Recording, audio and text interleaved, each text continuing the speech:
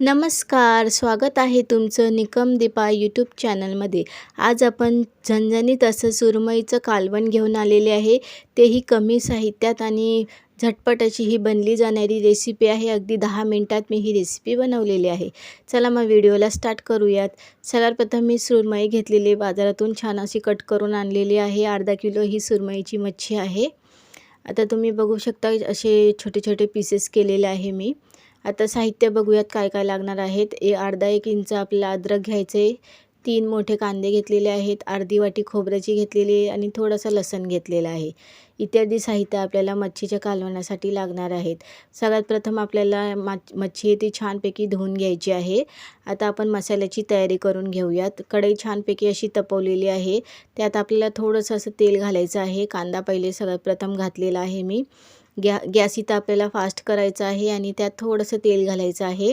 कांदा पडतील असं तेल घालून घेऊयात आणि लगेच आपल्याला हे छानपैकी असं ब्राऊन कलर येईस्तोवर परतून घ्यायचं आहे.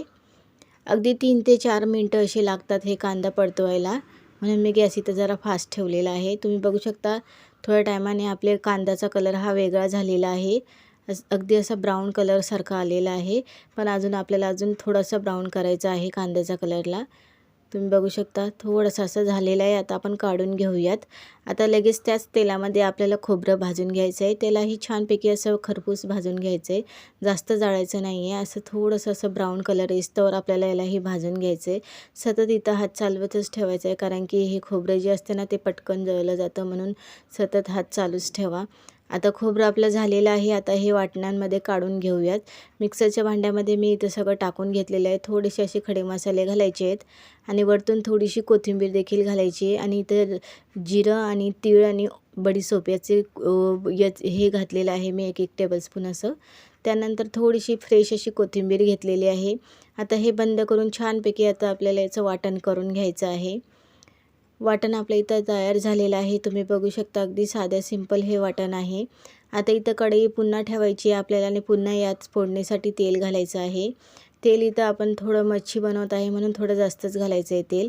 आता मसाले बघूयात. इथं गरम मसाला, कांदा लसूण मसाला, लाल तिखट, मीठ आणि हळद इत्यादी मसाले मी अर्धा टेबलस्पून असं घेतलेलं आहे. तुम्ही तुमच्या चवीनुसार घेऊ शकता. आता हे मसाले तेलामध्ये छानपैकी असं परतून घ्यायचं आहे आपल्याला. 2 मिनटं असं खरपूस असा सुगंध सुटेस्तोवर आपल्याला हे परतून घ्यायचं आहे. गॅसचा फ्लेम जो असतो ना तो आपल्याला इथं स्लोच ठेवायचा आहे. आता लगेचच आपल्याला वाटण ठेवलेला जो मसाला आहे तो देखील घालायचा आहे. तो देखील आपल्याला 5 मिनटं असं छानपैकी तेल निघेस्तोवर आपल्याला यात परतून घ्यायचं आहे.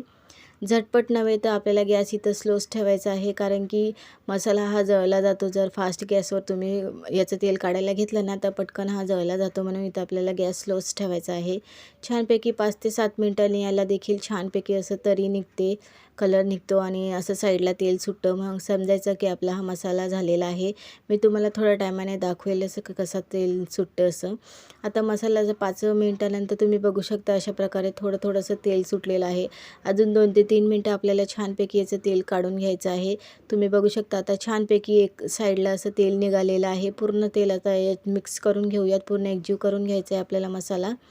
छानपैकी यात जे खाली जो चिटकलेला असतो ना तो देखील असं छानपैकी काढून घ्यायचा आहे.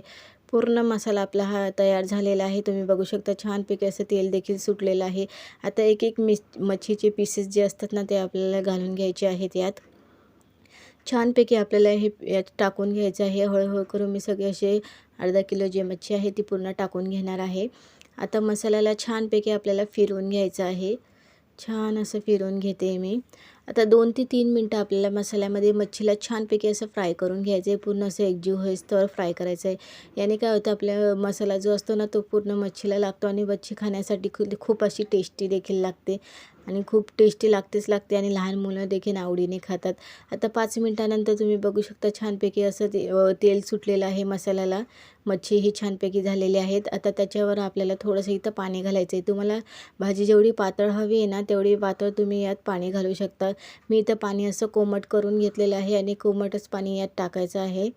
आता 1 ग्लास असं पाणी घातलेलं आहे मी. आता हे पाणी छान असं मिक्स करून घ्यायचं आहे. पूर्ण मसाला हे तो मसाला पूर्ण असं एकजीव करून घ्यायचा आहे. छानपैकी असं हलवून घ्या भाजीला. मच्छीला जास्त काही शिजायला टाईम नाही लागत. मच्छी आपली 5 ते 7 मिनटात छानपैकी अशी नरम शिजली जाते. आता याला गॅस आपल्याला इथं फास्टच ठेवायचा आणि फास्ट गॅसवर आपल्याला एक उकळी काढून घ्यायची आहे. एक उकळी काढून झाल्यावर आपल्याला इथं झाकण ठेवून 5 मिनटं असं मच्छीला शिजवून घ्यायचं आहे. तुम्ही बघू शकता एक उकळी झालेली आहे आपली. आता पूर्ण भाजी अशी छानपैकी हलवून घेऊयात. पूर्ण जो काही मसाला आजूबाजूला असेल तो पूर्ण काढून घेऊयात आणि 5 मिनटं छानपैकी याला झाकून ठेवून देऊयात. 5 मिनटानंतर मी तुम्हाला भाजी खोलून दाखवणार आहे. 5 मिनटं झालेले आहे. छानपैकी भाजी अजूनही उकळत आहे. मी अजूनही गॅस इथं बंद केलेला नाही आहे. तुम्हाला दाखवते छानपैकी हे रस्सा देखील तयार झालेला आहे आणि तरी देखील खूप छान आलेली आहे. आता वरतून फ्रेश अशी कोथिंबीर घ्यायची आणि छानपैकी यात टाकून घ्यायची आहे. गॅस आपल्याला इथं चालूच ठेवायचा आहे कोथिंबीर टाकताना आणि कोथिंबीर टाकून झाल्यावर आपल्याला हे पूर्ण असं मिक्स करून घ्यायचं आहे. जेणेकरून जी कच्ची जी कोथिंबीर असते ना ती दिसली नाही पाहिजे. असं पूर्ण असं मिक्स करून घ्या. छानपैकी असं एकजीव करून घ्या आणि कोथिंबीरचा जो फ्लेवर असतो ना ते देखील असं मिक्स केल्याने भाजीमध्ये उतरतो आणि भाजी अगदी छान लागते. आता भाजीचा गॅस मी इथं बंद करून घेतलेला आहे. तुम्हाला 5 मिनटानंतर दाखवते. छानपैकी आपली भाजी तयार झालेली आहे. तरी देखील अगदी उत्तम आलेली आहे आणि खूप छान देखील लागते. अशी रेसिपी नक्की ट्राय करून बघा. तुम्ही भाकरीसोबत किंवा चपातीसोबत सर्व करा. नक्की घरच्यांना देखील आवडेल आणि चॅनलवर नवीन असाल तर चॅनलला लाईक, शेअर आणि सबस्क्राईब करायला विसरू नका. Thank you for वॉचिंगसाठी.